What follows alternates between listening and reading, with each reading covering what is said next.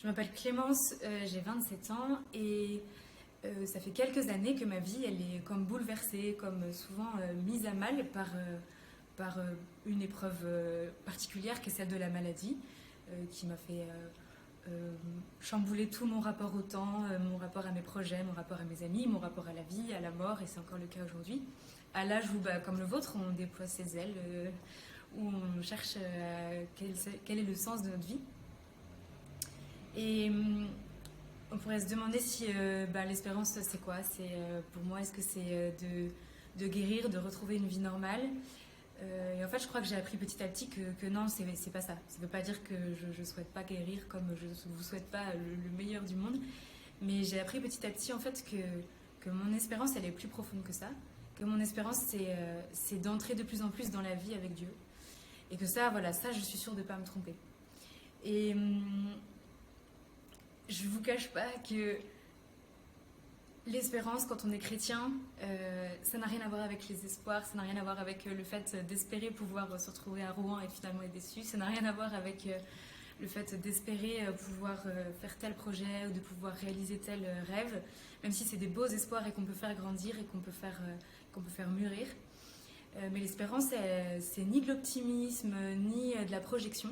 L'espérance, elle est vraiment ancrée dans votre réel. Je voudrais vous partager juste 3 choses que j'ai découvertes ces dernières années sur l'espérance. La première, c'est celle que j'étais en train de vous dire, c'est que l'espérance, elle est réaliste. L'espérance, c'est parce que Dieu est là où vous êtes qu'il y a de l'espérance. Vous deviez être à Rouen, mais vous n'y êtes pas. Ne vous inquiétez pas parce que là où vous êtes aujourd'hui, que vous voyez cette vidéo seul dans votre chambre ou à plusieurs parce que vous êtes réunis pour cette journée, ou plus tard d'ailleurs que ce week-end, c'est là que Dieu est. Et ça ne sert à rien de chercher à être ailleurs ou de faire comme si vous n'étiez, comme si de rien n'était, comme si c'était comme vous aviez espéré. Dieu est là où vous êtes. Et c'est ça l'espérance, c'est d'apprendre à se tenir dans le réel, dans l'aujourd'hui. Et c'est là que Dieu est parce qu'il est l'éternel présent.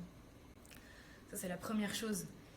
La deuxième, c'est que l'espérance, elle est assez humble en fait. Elle est pas... on parle de la flamme de l'espérance. Je pense qu'elle est vraiment plus comme la petite flamme de la bougie que comme un énorme feu. Ça ne veut pas dire que parfois elle ne peut pas embraser des choses, mais pour moi l'espérance c'est vraiment cette flamme qui reste quand il n'y a plus grand chose d'autre qui reste. Et même parfois elle est tellement fine qu'elle n'arrive même pas encore à embraser autour d'elle, mais ça viendra en fait, ça viendra.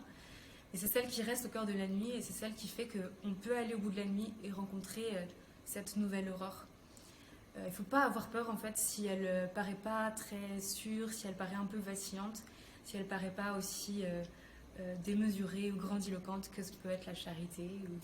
Voilà, l'espérance pour moi c'est quelque chose quasi de silencieux et d'assez intime. Et la dernière chose que je voudrais vous partager, c'est que l'espérance, elle fait déplacer, elle fait avancer. Pour moi, l'espérance, c'est l'horizon qu'on fixe.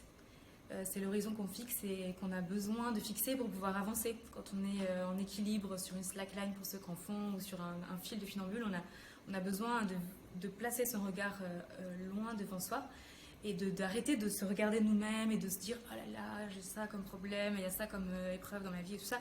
Et bien sûr que ça ne veut pas dire qu'il faut nier la souffrance, je ne suis pas du tout en train de dire ça. Mais l'espérance, c'est ce qui permet d'arrêter de se regarder et de regarder en face, de regarder là où Dieu en fait nous mène. Et c'est cet horizon-là qui permet en fait d'avancer et qui permet aussi de se décentrer et de se déplacer. Pour nous, l'espérance en tant que chrétien, bien sûr, ce que je vous ai dit, c'est que l'espérance, c'est d'entrer dans la vie avec Dieu, mais l'espérance, elle a un nom aussi. Notre espérance, c'est le Christ, c'est le Christ qui est ressuscité.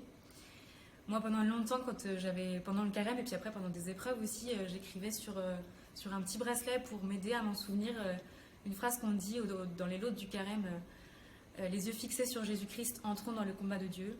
Voilà, c'est ça, c'est cet horizon qu'on fixe, c'est Jésus-Christ et c'est avec lui qu'on rentre dans le combat et c'est lui qui est notre espérance. Et à Pâques, comme au jour où tout sera en lui, on pourra dire vraiment le Christ, mon espérance, est ressuscité. Et là, c'est ma joie. Soyez bénis.